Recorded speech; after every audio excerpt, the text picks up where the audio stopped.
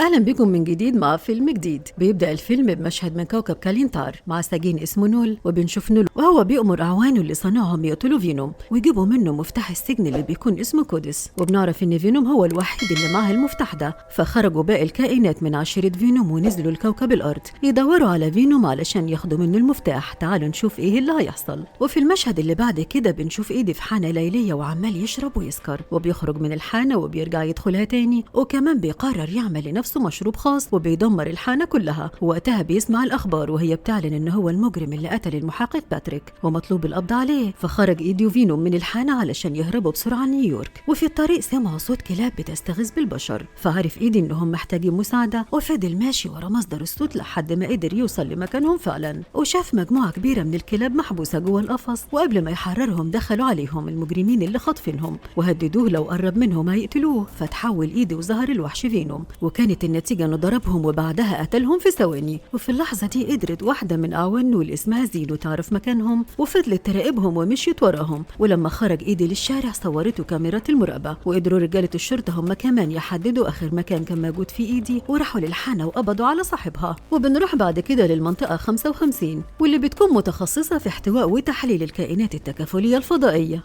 أنا مالي هي اسمها كده. وفي المختبر بيدخل المحقق ريكس وبيتكلم مع الدكتورة، وباين وسيد دول بيكونوا هم المسؤولين عن تحليل الكائنات في المختبر، وبيستعدوا هم الثلاثة عشان يتكلموا مع شخص تحت الاختبار اسمه تيدي. وسألته باين إذا كان الكائن المتكافل بيتواصل معه ولا لا، فتعب تيدي من صوت الكائن المزعج وقال لها إن صوته بيتعبه، وعشان هو بيشوف المستقبل قدر تيدي يعرف الاتفاق اللي تم ما بين نول وأعوانه، وقال لها إن الكائنات التكافلية لو نزلت كوكب الأرض هتقتل البشرية كلها وهتدمر الكوكب تماما. وبنرجع تاني لإيدي وهو متعلق فوق طيارة طايرة في الجو ورايحة لنيويورك علشان يهرب قبل ما الشرطة المكسيكية تقبض عليه. وأول ما بيتحول وبيظهر فينوم بتقدر زينو تحدد مكانه وبتهاجمهم، وبيستمر ما بينهم الأكشن شوية لحد ما بيقعوا هما الاتنين، وبيقدر فينوم ينقذ إيدي. ونزلوا هما الاتنين في الصحراء وسألوا إيدي وقال له إيه الكائن ده وعايز منك إيه. فبدأ فينوم يحكي له الحكاية كلها وقال له إن اللي صنعهم يبقى واحد اسمه نول، وبعد ملايين السنين اتمردوا الكائنات على نول وحبسوه جوه سجن مشدد صعب جدا الخروج منه إلا بمفتاح اسمه كودكس، والمفتاح ده مش موجود غير مع فينوم ومزروع في عموده الفقري. واكيد زينو عايزه تقتله علشان تحرر نول، وبيعرفوا ان مفتاح كودكس مش بس مجرد مفتاح، هو كمان يعتبر جهاز تتبع، وعشان كده بتقدر زينو تحدد مكانه بمجرد ما بيتحول بشكل كامل، وعشان كده هو ما ينفعش يتحول تحول كلي لحد ما يخلصوا منها او يخلصوا عليها. وبيفضلوا هما الاتنين ماشيين في الصحراء لحد ما لقوا قدامهم حصان، والحصان ده كان هو طوق النجاة لانه سريع وهيقدر يبعدهم عن المكان ده قبل ما تلاقيهم زينو بسرعه. ووقتها تحول فينوم واستحوذ على الحصان وخلاه يجري بأقصى سرعة عنده،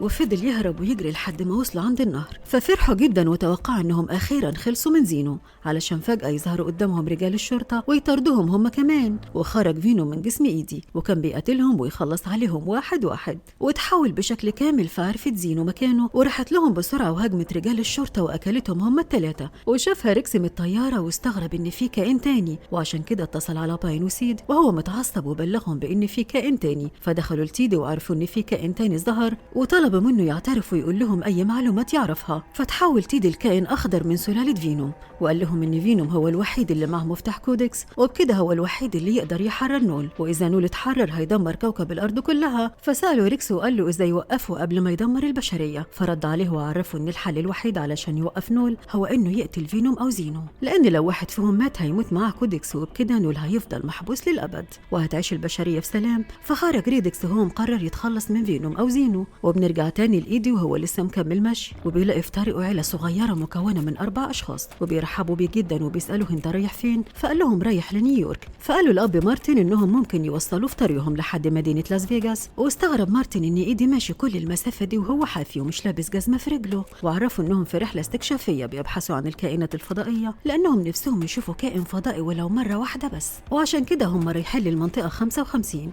علشان يشوفوا الكائنات الفضائيه اللي هناك قبل ما يقفلوا المنطقه للابد. واخيرا بيوصلوا لمدينه لاس فيغاس، وقبل ما يودعوا مارتن اداله جزمه يلبسها ويكمل بها مسيرته. وطبعا الكاميرا بتصور ايدي للمره الثانيه، وبعدها بيلبس الشوز وبيكمل في طريقه عادي جدا، وبيقرر ينزل في فندق 5 نجوم. وبيدخل اول فندق يقابله، لكن حارس الامن بيرفض يدخله لان شكله مبهدل ولبسه مش مناسب للمكان. وهنا بدا ايدي يفكر ازاي يدخل الفندق، وخرج فينوم وضرب الحارس وافقدوا الوعي. وبعدها شافوا واحد لابس بدله شيك واقف على جنب، فقرب منه ايدي وضربه تعب وأفقد الوعي، وهو كمان لبس البدلة بتاعته ودخل الفندق فعلا. وأول حاجة عملها في الفندق دخل صالة الألعاب ولعب قمار يمكن يكسب فلوس، لكنه خسر كل اللي معاه، وبكده مش هيعرف ينزل في الفندق. لكن بالصدفة شاف مدام تشين، ولما شافها راح لها على طول وسلم عليها. واضح انهم يعرفوا بعض كويس قوي. وبعد ما سلم عليها قال لها انه خسر كل فلوسه ومش عارف هو كده هينام فين، فقالت له ما تشغلش بالك، هتنام في اوضتي. وبعد ما طلعوا فوق وطلبت منه تشين يرقص معاها، بس ايدي كان متردد فحب الفكرة فينوم ورقص هو معاها وتحول بشكل كامل، وبدأوا رقص هما الاثنين. وساعتها قدرت زينو تحدد مكانه وهجمت عليهم في غرفة الفندق، وقبل ما تخلص عليهم كانوا رجالة الشرطة اقتحموا المكان وقبضوا على ايدي واخدوهم للمختبر. في اللحظة دي كان مارتن وعيلته وصلوا للمنطقة وتسللوا ودخلوا البرج المراقبة اللي موجود في المكان. أما سيد فكانت واقفة تتفرج على فيروس فينوم وبتفكر تحرره، ولما فاق إيدي لقى نفسه محبوس في المختبر وقال له تيدي لازم تحمي كودكس، وطلب منه يحرر كل المتكفلين اللي موجودين في المكان.